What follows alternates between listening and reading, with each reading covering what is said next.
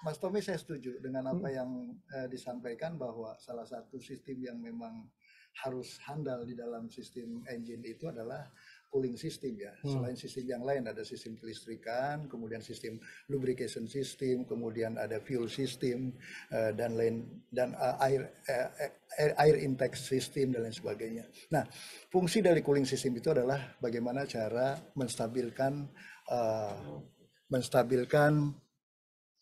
temperatur di dalam sistem.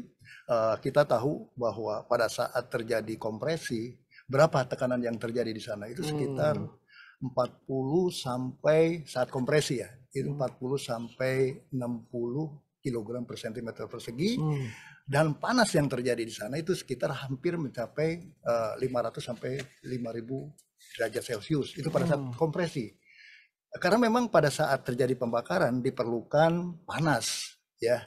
Flashing point pada engine diesel itu di atas 25 derajat Celcius ya. Kita tahu kalau yang gasolin ya di bawahnya 25 derajat Celcius karena di ruang udara juga bisa terbakar. Tapi kalau engine diesel itu harus memerlukan flashing point yang tinggi karena harus temperatur panas dulu antara pencampuran udara dan bahan bakar yang ideal, timbul panas baru akan terbakar. Sehingga mengakibatkan rentetan peristiwa panas yang terjadi di dalam itu pada saat kompresi. Nah, ketika saat terjadi pembakaran itu lebih tinggi lagi, bahkan sampai 9000 derajat Celcius. Nah, bagaimana cara mengantisipasi supaya cooling itu terjaga di antara 80 sampai 90 derajat Celcius dijaga dengan sirkulasi di dalam engine ya, ada pengatur sirkulasi sebenarnya, ada termostat di sana. Setelah nanti kondisinya misalnya ada terjadi pemanas yang berlebih, maka termostat akan membuka, kemudian masuk ke radiator, didinginkan lagi sehingga terus sirkulasi. Nah, yang paling penting di sini kalau kita bicara terkait cooling system adalah media yang ada di cooling system itu sendiri. Pemilihan kadar air. Pemilihan kadar air, kita tahu ada hardness ya, kategori air menurut kualitas itu ada hardness-nya, ada nilai pH. Kemudian suggest water quality limit untuk air itu, iron ppm-nya itu di bawah 1. ppm itu adalah part per million, sama dengan 1 gram material yang terkandung dalam 1 meter kubik fluid. Kekerasan air misalnya 8, artinya 8 gram CaO, limestone, terkandung dalam 1 meter kubik 1 juta mililiter air. Itu ppm ya. Total hardness-nya di bawah 20, kemudian klorid, sulfat dan pH. Ini penting ya, karena kualitas air itu penting. Nah, ya, arahnya kemana sebenarnya untuk bisa stabilitas dari cooling system ini bisa tercapai? Tentunya yang paling penting adalah bagaimana cara kita memilih media air di sana. Itu media air yang terkandung di dalam cooling system itu yang penting.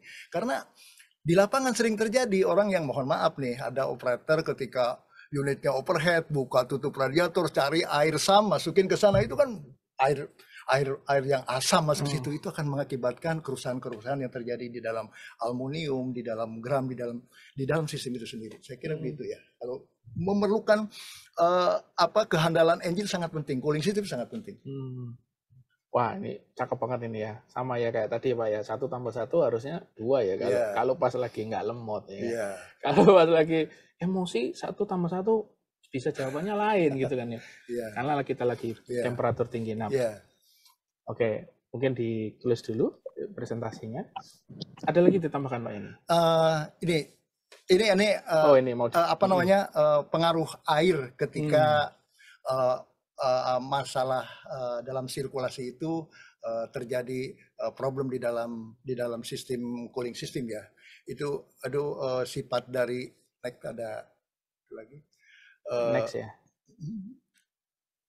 sifat air itu. Nah, ada beberapa hal yang memang bisa terjadi ketika media air di dalam cooling system itu tidak bagus ya. Akan mengakibatkan rust atau scale, kerak atau karat ya. Jadi udara atau oksigen, garam dan exhaust gas yang larut di dalam air menghasilkan oksigen dan ion klor, ion asam sulfat, SO4, dan hal ini merusak besi yang ada di dalam sistem itu. Bila temperatur air yang mengandung garam naik, proses korosi berlangsung secara cepat. Kejadian terjadi karena ion klor dan ion SO4 menempel pada permukaan besi dan menyebabkan bisa beroksidasi. Itu kalau terjadi karat. Kemudian kerak, magnesium ya dan kalsium bikarbonat yang terkandung di dalam air mengurai karena pengaruh panas dan membentuk skel. Itu tadi saya bilang, medianya itu memang harus benar-benar sesuaikan dengan yang limit tadi, standar tadi. Gitu. Itu media yang benar air ya. Dan teknologi baru sekarang sudah ada additive coolant. Nah itu yang bisa mengakibatkan sirkulasi di dalam cooling system itu bisa panas bisa dijaga, kemudian apa namanya korosivitas, menjadikan material itu kerak dan lain sebagainya, itu ada aditif yang bisa dipakai untuk cooling system ini. Ah, ini berarti penting banget ini cooling system karena tadi temperaturnya tinggi banget ya. Memang diperlukan temperatur yang tinggi gitu. Nah, gimana caranya tetap jadi berapa? 80 sampai 90 derajat kalau standar. Padahal pas pemanasan 9.000. Itu 9.000. Makanya perlu ada apa media tadi ya, yang itu harus cepat nurunin. Bayangin itu 9.000 ke 80-an derajat gitu ya. Maka perlu ada temperatur kerja itu. Nah, itu dia.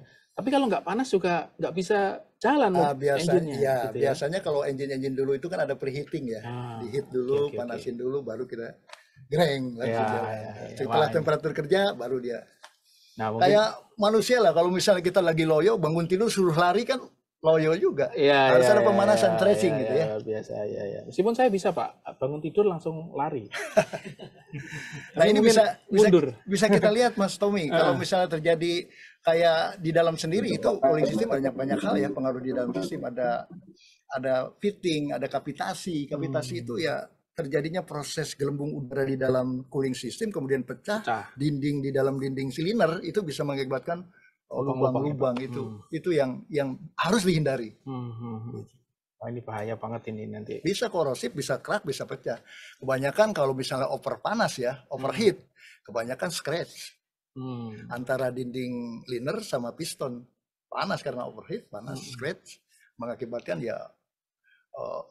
yang keluar uang banyak lah untuk overhaul. Itu makanya Pak kalau lagi emosi itu yang dipegang, gemes saya gitu kepala, padahal kan yang panas hatinya. Gitu ya Pak ya. Kira-kira begitu ya. Tapi kira-kira nyambung nggak ini barusan? Oke.